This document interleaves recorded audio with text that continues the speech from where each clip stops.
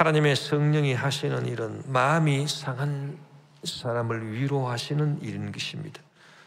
여러분, 세상 사람들이 마음이 상한 채 살아가고 있는데 일반 불신자들뿐만 아니라 성도들도 마음이 늘 상해 있는 경우가 많이 있는 것입니다.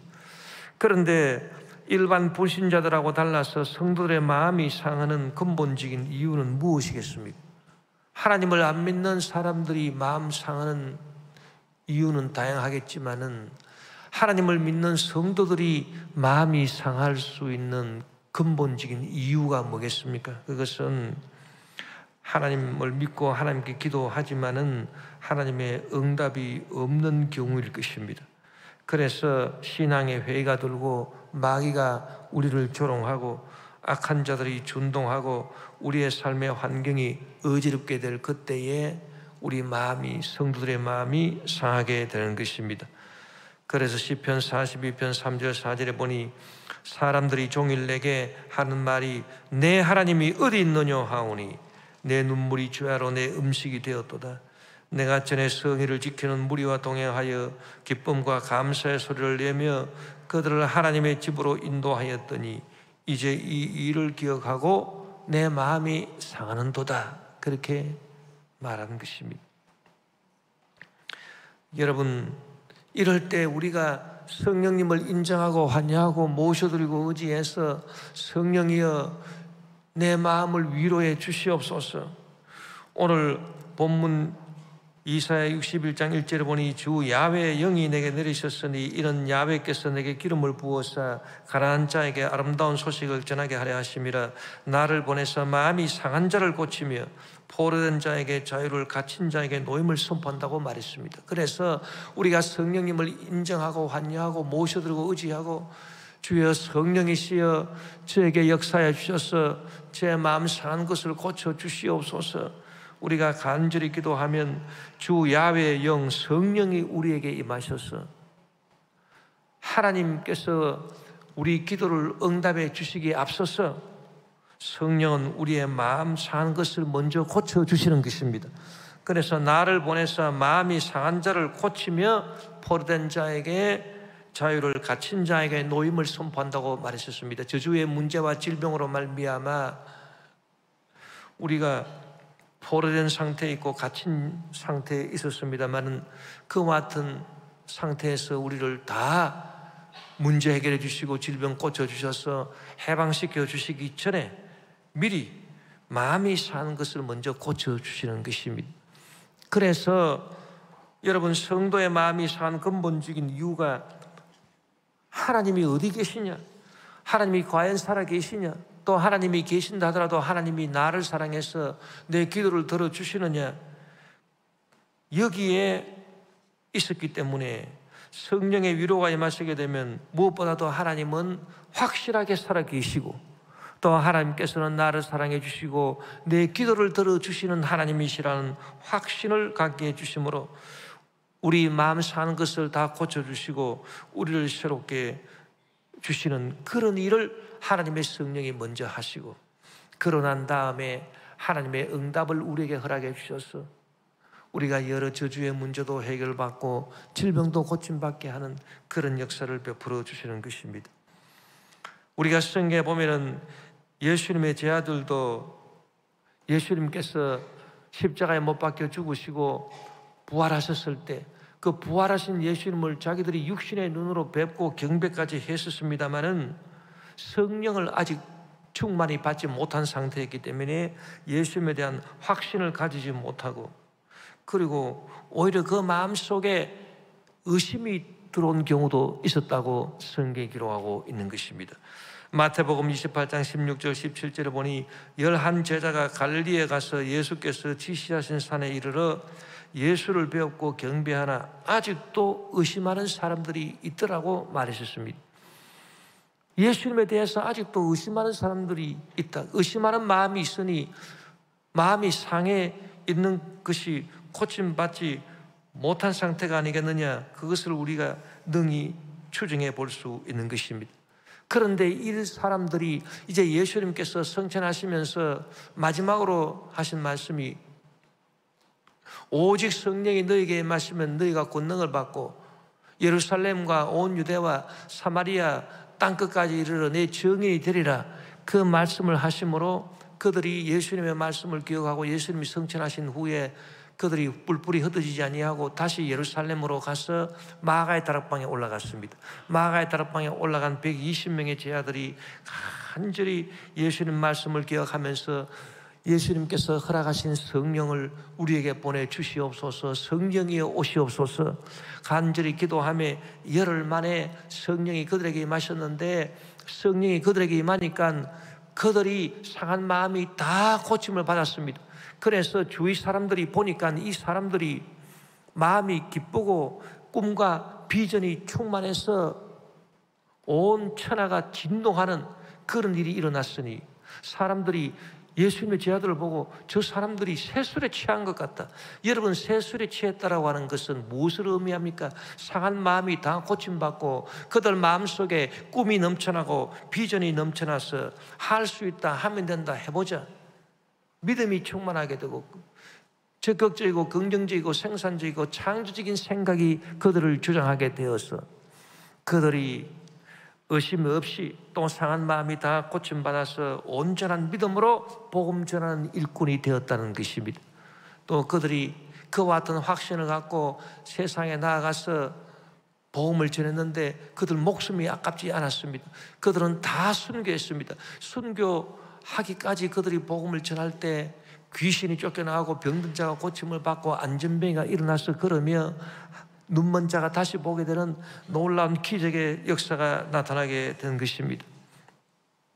그러므로 여러분, 예수님의 제자들도 성령으로 충만하지 못할 때, 성령의 위로를 받지 못했을 때는 그들이 예수님을 의심하고 마음이 상한 상태로 있었지만은 성령 세례받고 성령이 충만하자 그 마음이 완전히 변화를 받아서 꿈이 넘쳐나고 비전이 넘쳐나고 주의 일을 넘치게 하게 되고 주의 기적이 그들의 사역 속에 나타나게 되었으니 저와 여러분, 우리 모두도 신앙생활할 때 가장 중요한 것은 우리 마음이 상해 있을 때 주여 성령이여 우리를 주장하여 주시옵소서, 성령이여 함께 주셔서 꿈을 주시고 비전을 주시고 상한 마음 고쳐주시고 주님의 권능을 받아서 예루살렘과 유대와 사마리아와 땅끝까지 이르러 주님의 제자들이 복음 증인된 것처럼 우리도 세상 땅끝까지 주의 복음 증인이 될 수 있도록 도와주시옵소서. 우리가 간절히 기도하고 나아가면 성령께서 우리를 위로해 주시는 것입니다. 그와 같은 능력으로 차고 넘치도록 채워주시는 것입니다. 그러면 성령이 주시는 위로는 어떤 것인가 우리가 알아봐야 되는데, 한마디로 말하면 성령이 주시는 위로는 차고 넘치는 위로인 것입니다. 세상 사람들이 주는 위로와 같지 않고 하나님의 성령이 주시는 위로는 우리 마음속에 차고 넘치는 위로를 주시는 것입니다. 그런데 이 차고 넘친다라고 하는 말이 무슨 의미냐 하면은 나만 위로받는 것이 아니라 이 위로가 차고 넘쳐서 주위 사람들도 다 위로할 수 있는 그런 위로를 하나님의 성령이 주신다는 것입니다. 고린도후서 1장 4절에 우리의 모든 환난 중에서 우리를 위로하사 우리로 하여금 하나님께 받는 위로로서 모든 환난 중에 있는 자들을 능히 위로하게 하시는 이시라고 말씀했습니다. 여러분, 우리가 어려운 문제가 있고 질병 가운데 고통당하고 그렇게 되면 우리 마음에 여유가 없어지고 남을 돌볼 여력이 사라지게 되는 것입니다. 지금 내가 큰 문제에 봉착해 있고 내 몸이 지금 아프고 내 코가 지금 석잔데 내가 남을 돌볼 여력이 어디 있겠습니까?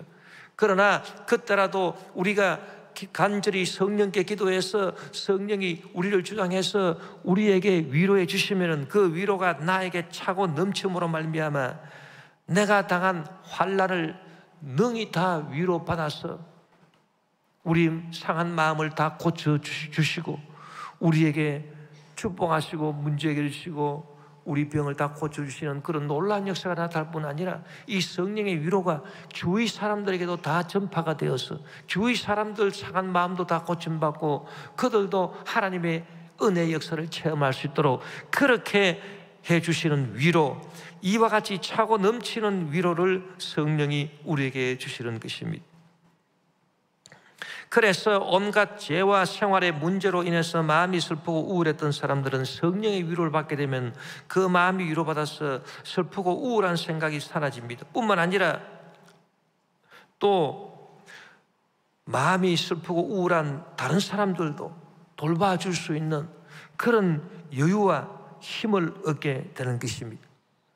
성령의 위로를 받은 사람은 병 중에서도 세임을 얻고 병도 고침받을 뿐 아니라 주위의 몸이 아픈 성도를 위해서 믿음으로 확신을 갖고 나도 나았으니 당신도 분명히 낫는다 간절히 기도해 줄 수 있고 주위 사람들도 병 고침을 받고 새 힘을 얻을 수 있도록 그런 넘치는 위로를 받게 되는 것입니다.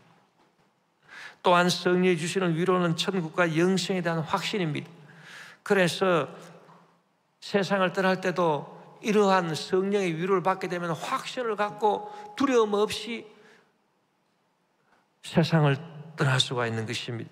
뿐만 아니라 주위의 사람들에게도 복음을 전하면서 천국과 영생에 대한 확신을 심어주면서 세상을 떠날 수가 있는 것입니다.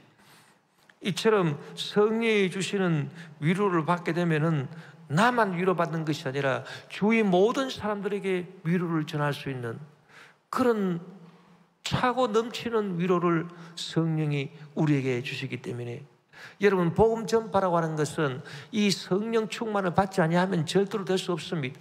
왜냐하면 성령 충만을 받아서 우리가 이와 같은 위로를 받아야 복음을 전할 수가 있는 것입니다. 지금 모든 사람들이 문제와 또 질병 가운데 시달리고 있는데 그 문제와 질병 가운데서도 우리가 복음을 전할 수 있어야 되는 것입니다. 그러려고 한다면 나만 위로받아서 어떻게 복음을 전할 수 있겠습니까? 나만 위로받는 것이 아니라 나도 위로받고 주변 사람들도 위로해 줄 수 있는 그런 여유와 힘을 얻어야 우리가 남한테 입을 열어서 주 예수를 믿고 구원을 받으라고 복음을 전할 수 있지 않겠습니까? 그렇다면 그와 같은 여유와 힘을 얻기 위한 위로는 오직 성령이 우리에게 주시는 위로인 것입니다. 그렇기 때문에 우리가 성령의 위로를 받아야만 복음을 전파하는 일을 할 수가 있는 것입니다. 온 교회가 성령 충만 받기를 위해서 간절히 기도하고 성령이여 우리에게 위로해 주시옵소서, 우리 교회에 위로해 주시옵소서, 우리에게 역사하여 주시옵소서. 그렇게 해서 우리 스스로가 다 성령으로부터 위로받아서 마음 상한 것을 다 고침받고 문제 해결받고 질병 고침받을 뿐만 아니라 이제 우리의 입을 열어서 주위에 있는 모든 사람들을 위로하고 복음을 그들에게 전하고 그들도 상한 마음 고침받고 그들도 문제 해결받고 그들도 축복받고 그들도 고침받고 병 고침받고 그들도 주님의 영광을 위해 살아갈 수 있도록 역사해 주시옵소서. 이런 믿음을 갖고 우리가 성령께 간절히 기도해서 성령이 주시는 위로를 받아야 될 것입니다. 성령이 주시는 위로는 또한 받은 고난과 환난에 비례해서 더욱 커지고 더욱 충만하게 되는 위로인 것입니다. 여러분 문제가 작습니까? 그러면 마음이 상하는 것도 작게 상하는 것입니다. 그럴 때 우리가 성령의 위로를 받으면 그 작게 상한 마음이 위로받고 또 남을 위로해 줄 수 있을 만큼 충만한 위로를 성령이 허락해 주시고 여러분 큰 문제로 괴로워하십니까? 그럼 마음도 크게 상해 있는 것입니다. 그럼 마음이 크게 상할수록 여러분 성령이 주시는 위로도 더 커집니다. 그래서 내 마음 다 위로받고 주위 사람 위로해 줄 수 있도록 차고 넘치는 위로를 우리에게 베풀어 주시니 성령이 주시는 위로는 그 문제에 비례해서 점점 더 커지는 위로인 것입니다. 이 놀라운 위로인 것입니다. 우리가 질병으로 시달리고 있습니까? 심각치 않은 질병으로 시달리고 있다면 우리가 그다지 마음은 상하지 않을 것입니다. 그러나 거기에 맞게 성령은 또 우리에게 위로해 주시고 또 병든 다른 사람도 위로해 주시도록 역사해 주시고 우리가 심각한 병에 걸렸습니까? 그러면 마음이 더 심각하게 상해 있을 것입니다. 그러나 심각하게 상해 있는 그 마음을 능히 위로하고 또 주변 사람의 병든 사람들도 능히 위로해주고 고칠 수 있는 그런 위로, 더욱 커지고 더욱 충만하게 되는 위로를 성령이 우리에게 허락해 주신다. 그래서 성령이 우리에게 주시는 위로는 우리가 받는 고난과 질병의 그 환난에 비례해서 더욱 커지고 더욱 충만해지는 이 놀라운 위로, 인간적으로 우리가 이성적으로 생각할 수 없는 그런 초월적인 위로를 우리에게 허락해 주신다는 것입니다. 여러분, 그래서 문제와 질병이 가져준 절망에 대해서 문제 해결과 치료와 건강의 소망의 위로를 우리에게 넉넉히 허락해 주시는 성령의 위로인 것입니다. 그런데 죽음은 여러분 보통 절망이 아니라 절대 절망입니다. 이 절대 절망 앞에서는 성령께서 그러면 어떤 위로를 해주시느냐? 절대 희망의 위로를 해주시는 것입니다. 절망이 절대적이기 때문에 죽음의 절대 절망 앞에 서 있는 사람한테는 성령이 위로해 주실 때는 영생과 천국이라는 절대 희망의 충만한 위로로 채워주시는 것입니다. 그리고 주변 사람들도 이런 절대 희망의 위로를 받을 수 있도록 성령이 위로해 주시는 것입니다. 무디 선생이 세상을 떠날 때 그런 위로를 체험한 것입니다. 그런 임종하기 직전에 자리에서 벌떡 일어나서 하늘을 바라보면서 외쳤습니다. 너희들은 보이지 않느냐? 저 하늘의 천군 천사들이 이제 나를 영접하러 지금 내려오고 있다. 나는 이 세상에 살 동안 주를 열심히 힘쓰고 믿음을 지키고 살았으니 이제는 천국 영생이 나를 위해서 예배되어 있다. 그러면서 얼굴이 환해지면서 만면의 미소를 띠고 그 하늘의 천군 천사를 영접을 하는 그런 모습을 보였습니다. 그러면서 주변에 둘러 있는 사람들, 가족들과 지인들, 슬퍼하며 눈물을 흘리고 있는 자들에게 말하기를 너희들 근심하지 마라, 너희들 슬퍼하지 마라. 저 하늘의 천군 천사가 나를 영접하러 내려오고 있으니 너희들도 나중에 다 구원받아서 이와 같이 천국에서 만나보자. 그렇게 마지막 유언을 남기고 그런 주님의 부르심을 받은 것입니다.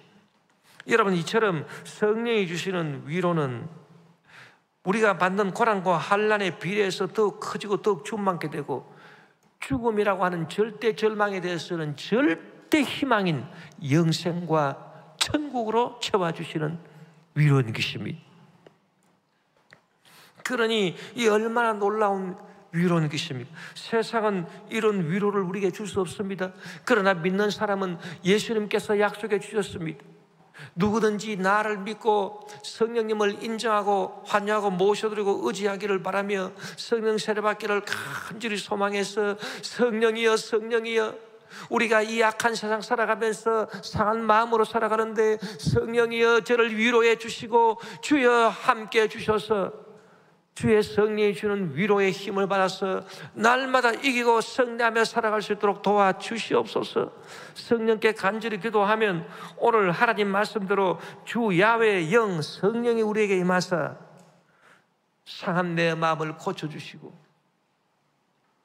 주변 사람들도 다 상한 마음이 고침받고 복음이 전받을 수 있도록, 또 하나님께서 우리 문제도 해결해 주시고 질병도 고쳐주시고 또 주변 사람들의 모든 간구와 기도도 다 들어주시는 그런 놀라운 위로의 역사로 우리에게 함께 해주시는 것입니다. 또한 성령이 우리에게 주시는 위로는 하나님의 은혜를 우리에게 부어주셔서 위로해 주시는 것만은 아닙니다. 또 다른 위로 방법이 있습니다. 그게 뭐냐 하니까 악한 자들의 일을 멸하심으로써 우리에게 위로를 해 주시겠다는 것입니다.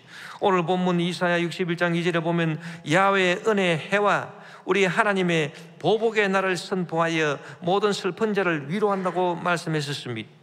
여러분, 우리가 완벽하게 100% 우리 마음이, 우리 몸이, 우리 생활이 우리가 완벽하게 위로를 받으려면은 하나님께서 첫째로 하나님의 은혜 해를 우리에게 베풀어 주시고 또 그뿐만 아니라 하나님께서 보복의 날을 선포해서 모든 악한 세력을 징벌하시는 그런 일을 통해서 우리가 100% 위로를 받게 되는 것입니다. 그래서 우리가 우리 마음이 완벽하게 위로받으려면 하나님의 은혜 해만 받아서는 안 됩니다. 하나님께서 보복의 날, 악한 세력에 대해서 보복의 날을 선포하셔서 그 보복의 날에 악한 세력을 다 멸하심으로 말미암아 우리가 완벽한 위로를 받게 되는 것이니, 여러분, 세상 끝날에 하나님께서는 마귀를 멸하시기로 그 보복의 날을 결정해 놓으셨습니다. 그래서 성경에 보면은 예수님께서 장차 재림하셔서 이 세상을 다 심판하실 그때에 누구를 잡느냐? 사탄과 즉 그리스도와 거짓 선지자, 이 마귀의 삼위일체들은 사탄과 즉 그리스도와 거짓 선지자를 잡아서 영원히 불타는 유황불모 속에 집어 던져버리시는 것입니다. 그들을 완전 멸하시는 보복의 날, 최후 심판의 날입니다. 그래서 마귀를 완전히 멸해 주심으로 말미암아 우리를 죄와 악으로 유혹하는 이 마귀 세력을 완전히 멸해 주심으로, 그래서 우리가 완벽한 위로를 받고 그래서 천국에 들어갈 수 있도록 역사해 주시는 것입니다. 성령은 하나님의 거룩하신 뜻을 거슬러 항상 세상과 사람들을 죄악으로 유혹하는 이 마귀의 세력에 대한 보복의 날을 최후 심판의 날로 정해놓고 성경에 선포해 놓았었습니다. 지금 우리가 살아가는 이 세상에는 마귀들이, 악한 마귀들이 준동해서 우리를 도둑질하고 죽이고 멸망시키고 우리 마음을 상하게 하고 우리를 죄와 악으로 우리를 유혹해서 우리를 괴롭히고 있지만은, 이제 하나님께서 정해놓으신 이 보복의 날, 그날이 바로 최후 심판의 날입니다. 그날이 되면 악한 마귀는 다 하나님의 보복을 받아서 영원한 불모 속에 던져짐으로 말미암아 우리가 완벽하게 위로를 받고 하나님의 은혜의 해가 비치고 또 악한 마귀들이 다 멸망당함으로 말미암아 우리 마음이 완벽하게 우리가 위로를 받고 영생 천국을 얻도록 주의 성령이 역사해 주신다는 것입니다. 성령은 또한 이 땅에서도 하나님의 뜻을 거슬러 행하는 온갖 악한 세력에 대한 보복의 날짜를 이미 다 정해 놓으셨습니다. 성령은 하나님의 뜻에 거슬려 행하는 온갖 잘못된 이론과 인본주의 사상에 대한 보복의 날을 지금 하나님은 이 땅에서 다 계산해 놓으신 것입니다. 그래서 어떤 악한 세력에 대해서 보복의 날을 결정해 놓으셨느냐? 온갖 잘못된 이론과 인본주의 사상에 대한 보복의 날을 정해 놓으신 것입니다.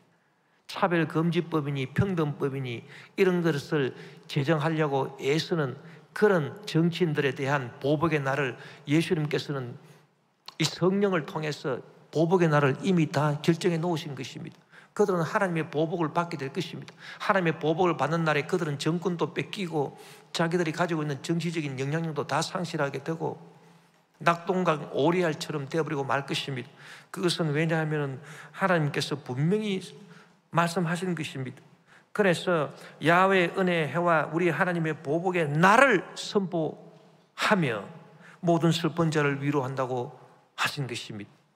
그래서 하나님의 뜻을 거슬려서 악한 법을 제정하려고 하고 온갖 인본주의 사상으로 잘못된 이론으로 이 세상을 끌고 가려고 하는 정치인들을 하나님께서 용서하실 리가 없습니다. 보복의 날을 하나님은 다 정해놓았어요. 그 날짜가 언제인지는 몰라도 하나님이 다 정해놓았기 때문에 여러분, 우리가 그것을 알고 정치하는 사람들은 신중하게 정치를 해야 되는 것입니다.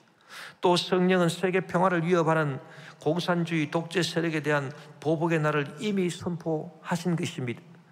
지금 우크라이나 전쟁을 일으킨 저 푸틴의 악한 러시아 공산 침략 세력에 대한 보복의 날짜를 이미 다 하나님은 정해놓으신 것입니다. 그리고 그 날짜가 되면 그들은 여지없이 다 멸망되어 버리고 말 것입니다. 우리가 2차 세계대전 때 보면은 그 독일의 나치당이 집권을 해서 유대인을 600만 명씩이나 살해하는 끔찍한 전대미문의 만행을 저지르지 않았었습니까? 그때 독일의 상황을 보면은 이 독일하고 프랑스가 유럽의 중심 국가들인데 이 두 나라가 완전히 다릅니다. 이 프랑스는 개인주의가 강하고 자유주의가 굉장히 강합니다. 그래서 정부에서 뭐 하나로 묶을 수가 없어요. 너무나도 다양한 자유 개인주의를 주장하기 때문에. 그런데 독일은 그렇지 않습니다. 독일은 국가 중심으로 뭉치는 그런 민족성을 갖고 있는 것입니다. 그때 독일 상황을 보면 독일이 1차 세계대전 후에 패전하고 난 다음에 막대한 배상금을 물게 되었습니다. 그래서 독일 경제가 피폐하고 어려움에 빠졌을 때 이 히틀러가 나치당을 조직해서 독일 사람들의 민심을 얻기 위해서 아주 교묘한 술책을 썼습니다. 그것이 뭐냐 하면 적을 만드는 것입니다. 적을 만들어서 적에게 화살을 돌리고, 그래서 국민들을 단결시키는 그런 악한 수법을 쓴 것입니다. 그래서 누구를 지목했느냐? 유대인들을 지목했습니다. 유대인들이 우리 아리안족들을 다 죽이려고 하고 있다. 저 유대인들이 고리 대금업을 잘하고 금융업을 잘하기 때문에 우리 독일 국민들의 돈을 다 뺏어간다. 저 악독한 고리 대금업자 유대인들을 다 우리가 잡아서 다 죽이고 다 인종을 멸절시켜야 우리 독일이 살아날 수 있다. 이렇게 독일 국민들을 선동을 해서 그들이 집권을 하고 유대인들을 무자비하게 박해하기 시작했으니 그것이 완전 미친 광기의 짓이었습니다. 그러나 하나님께서는 그 인류적인 만행을 저지르는 그 악한 세력에 대한 보복의 날짜를 딱 정해놓으신 것입니다.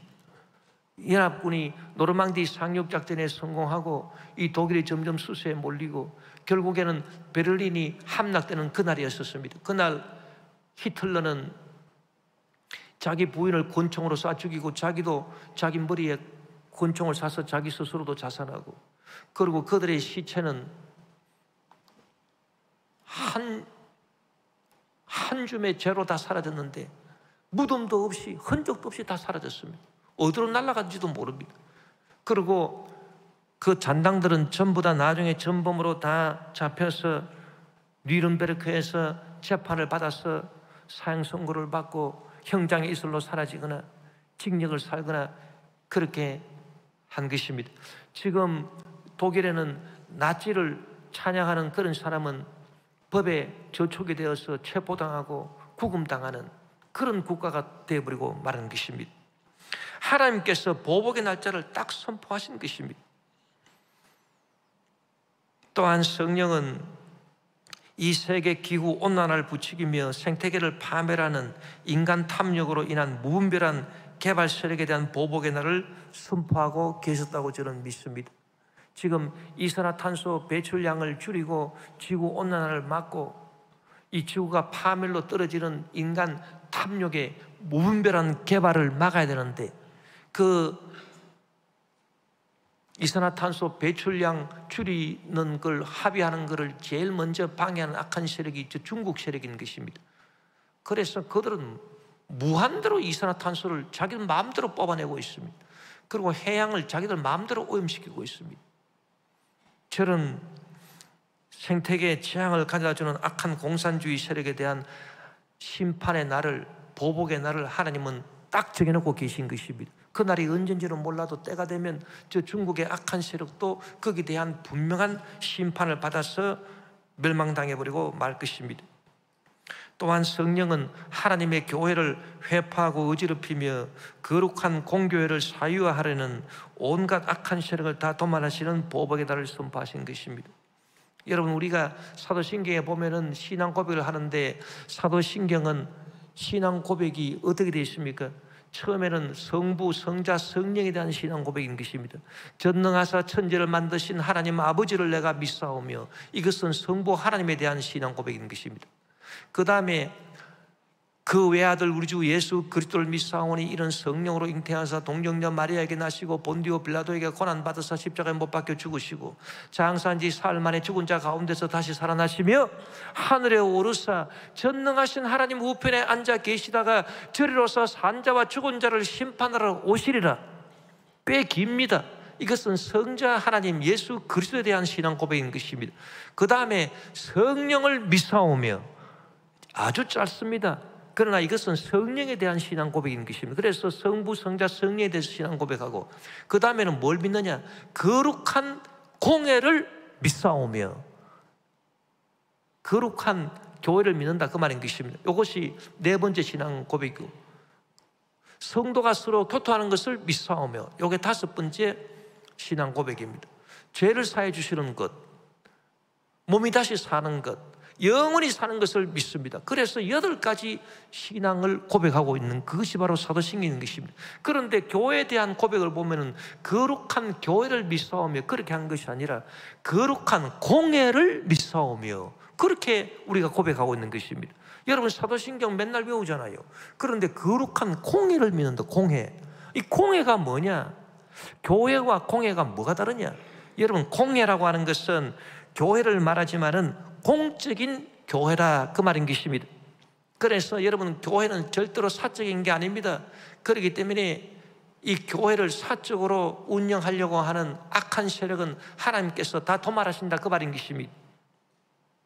교회는 보편적이고 공적인 교회이기 때문에 교회 안에서 사당화를 해서는 안 되는 것입니다. 그래서 교회 안에서 자기들 마음에 맞는 사람들끼리 팔을 만들어 가지고 교회를 어지럽히는, 그런 교회를 사적으로 사당화하려고 하는 것이기 때문에 그런 사람에 대해서는 하나님께서 보복의 날을 딱 정해놓고 계시는 것입니다. 그리고 어떤 세력 있는 자들이 교단이나 교회에서 세력 있는 자들이 자기 사적인 그런 입장에서 이익을 챙기기 위해서 교회를 이리저리 요리하고 교회를 흔드는 그런 일들, 이런 것들이 전부 다 교회를 사적으로 사유화하려고 하는, 사적으로 교회를 회파하는 그런 일에 해당되기 때문에 공적인 교회 일이 절대 아닌 것입니다. 그러므로 그러한 세력들에 대해서는 하나님께서 보복의 날을 딱 선포하고 계신다는 것을 성경이 말해주고 있는 것입니다. 그래서 이러한 악한 세력들을 하나님께서 다 보복해서 그들을 다 멸해 주심으로 말미암아 원수마귀 귀신들도 하나님께서 최후 심판의 날에 보복의 날을 정하셨고, 그리고 세계 평화를 해치고 남을 해치고 무분별하게 공격을 하고 또 온갖 생태계를 어지럽히고, 그리고 교회를 회파하고 사당화하고 교회를 사적으로 좌지우지하려고 하는 온갖 악한 그런 세력들, 그런 세력들에 대해서 하나님께서는 보복의 날을 딱 결정해 놓으셨다. 그래서 보복의 주심으로 그들을 다 멸절해 주심으로 말미암아 하나님께서 우리를 온전히 위로해 주신다.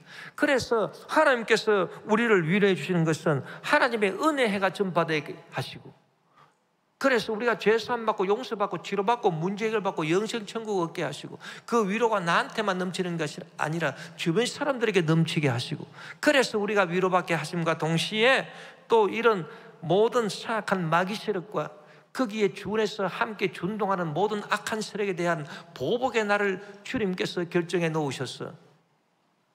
그들에게 보복해 주심으로 말미암아 우리를 완벽하게 위로해 주신다. 이 두 가지 방법으로 성령은 슬픈 자를 다 위로해 주신다고 말씀하고 있는 것입니다.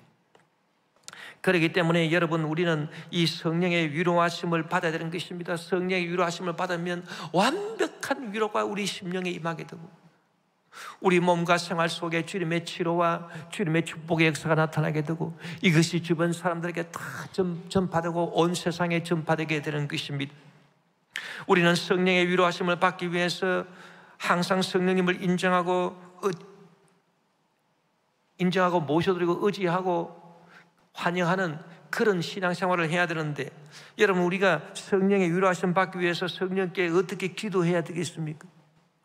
성령이 주시는 위로는 차고 넘치는 위로이기 때문에 이것은 그냥 은혜가 아니라 은혜해라고 말하는 것입니다. 여러분, 은혜해라고 하는 것은 무엇을 말합니까? 햇빛은 누구한테나 다 비치는 것입니다. 나한테만 비치는 것이 해가 아닙니다. 왜 성령의 은혜해라고 말했느냐? 성령이 우리에게 베풀어 주시는 위로라고 하는 것은 보편적이다, 공적이다, 모든 사람들에게 비치는 은혜라는 것입니다. 그렇기 때문에 여러분, 우리가 성령의 이러한 위로를 받으려면은 우리가 기도할 때 벌써 우리 양심이, 우리를 스스로 판단해야 되는 것입니다. 그래서 하나님 성령이시여 이 기도 응답해 주셔서 나는 만족하고 나는 위로를 받는데 주변 사람이 만족하지 않는다. 그건 은혜의 해가 아니지 않습니까? 햇빛이라고 하는 것은 내 머리에만 비치는 것이 아니라 주변 사람들한테도 다 비치는 것이 햇빛인데, 그래서 우리가 성령께 기도할 때 주님 지금 내가 성령께 기도하는데 성령이여 위로해 주시옵소서, 이 문제 해결해 주시고 위로해 주시옵소서, 기도할 때 나만 위로받는 것이 아니라 이 응답을 통해서 주변 사람들이 다 햇빛처럼 다 위로를 받고, 심지어 불신자들조차도 햇빛을 받지 않습니까? 그래서 뭐 예수 믿는 사람들한테만 햇빛이 비칩니까? 불신자들한테도 햇빛이 비치니 심지어 불신자들조차도 나를 통해서 위로를 받고 은혜를 받고 주님께로 돌아올 수 있도록 그런 기도를 내가 지금 하고 있습니까? 안 그러면 나만 위로받고 주변 사람들은 오히려 마음이 불만이고 그런 이기적인 내 사욕, 사리 사욕을 챙기는 그런 기도를 하고 있습니까? 그것을 우리가 분명히 살폈어. 그래서 참으로 보편적이고 공적으로 햇빛처럼 빛나는 그런 위로를 내가 받기 위해서 기도한다. 그렇다면은 여러분, 성령은 반드시 저와 여러분의 기도를 응답해 주셔서 우리에게 위로해 주시는 것입니다. 그것이 바로 하나님 은혜의 해를 우리에게 전파해 주신다. 성령께서 그 말씀의 의미인 것입니다. 그리고 또 우리가 위로받는 그걸 통해서 결국은 하나님께 영광을 돌리게 하라 하시라고 성경이 기록하고 있기 때문에 우리는 우리가 위로를 받아서 나도 하나님께 영광 돌리고 너도 하나님께 영광 돌리고 우리 모두가 다 하나님께 영광을 돌리게 해주시옵소서. 오늘 본문 이사야 61장 3절에 보니 무릇 시로원에서 슬퍼하는 자에게 화관을 주어 그 죄를 대신하며 기쁨의 기름으로 그 슬픔을 대신하며 찬송의 옷으로 그 근심을 대신하시고 그들이 의의 나무 곧 야베께서 심으신 그 영광을 나타낼 자라 일컬음을 받게 하라 하심이라고 말씀했기 때문에 주여 우리가 성령의 위로함을 받아서 결국은 하나님께 영광 돌리는 삶을 살게 도와 주시옵소서. 우리가 성령의 위로 받아서 나 자신이 잘되고 내 살이 사역을 채우는 것이 아니라 모든 사람들이 다 은혜 받고 위로받고 모든 사람들이 다 잘되고 주님께 영광이 될 수 있는 그런 위로를 주여 성령이 주시옵소서. 그런 믿음을 갖고 우리가 주님 앞에 나와서 간절히 기도해야 되는 것입니다. 그리고 주님께서 은혜를 베풀어 주실 때는 날이 있는 것입니다. 보복하시는 것도 날이 있는 것입니다. 지금은 어떤 날입니까?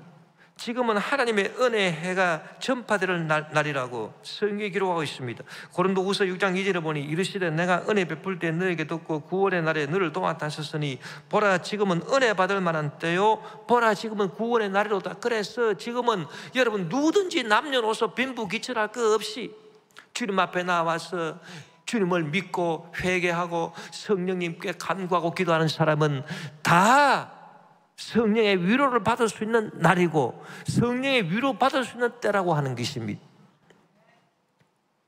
그런데 여러분 하나님께서 또 보복의 날을 선포하심으로 악한 세력에 대한 보복의 날을 선포하심으로 우리를 위로해 주신다 했는데 이 보복의 날은 좀 다릅니다. 이 보복의 날은 하나님이 정해놓으신 때가 있는 것입니다. 그때까지 우리가 인내하고 기다리고 간구해야 되는 것입니다. 하나님께서 독일 그 나치당도 그 심판하실 때 그 때를 딱 정해놓았었습니다. 그래서 그 베를린이 함락되는 그날인 것입니다. 그때까지 여러분 핍박받는 사람들은 기도했어야 된 것입니다. 그래서 그날까지 수용소에서 끝까지 하나님께서 보복의 날을 선포했으니 그날이 언제인지는 모르지만은 우리가 그날까지 인내하며 기도하자. 그렇게 인내하고 기도하고 했던 사람들은 다 그런 놀라운 위로를 받게 된 것입니다. 그래서 여러분, 우리가 성령의 위로받기 위해서 기도하고 간구할 때는 지금 은혜의 해는 우리에게 비추시는 그런 때요. 그러니 지금은 마음껏 나와서 은혜를 받아서 죄사함, 용서, 치료, 문제 해결, 영생 천국을 얻을 수 있고, 그리고 모든 악한 세력을 응징하는 것은 보복의 날이 있기 때문에 원수마귀 귀신들이 완전히 멸망당하는 것은 최후 심판의 날이고, 그 외에 뭐 세계 평화를 해친다든지, 그리고 지구 온난화를 부추긴다든지, 온갖 잘못된 이론과 인본주의 사상으로 악법을 자꾸 만들려 한다든지, 그리고 교회를 사당화하고 사유화하고 사적으로 그렇게 운영하려고 한다든지 하는 이 모든 악한 세력에 대한 하나님의 보복은 날짜가 있어요. 날짜가 있기 때문에 그 날짜가 다가올 때까지 우리가 계속 인내하면서 간구하면서 기도해야 되는 것입니다. 그러면 하나님께서 그 보복의 날에 반드시 보복해 주시고, 그렇게 해서 우리로 하여금 완벽한 위로를 받게 해주시는 것입니다. 여러분, 우리가 이와 같이 성령께 기도해서 이와 같은 위로를 받고 날마다 승리하는, 상한 마음이 고침받고 날마다 승리하는 신앙생활을 함으로써 주님께 영광 돌리게 되시기를 주의 이름으로 축원합니다.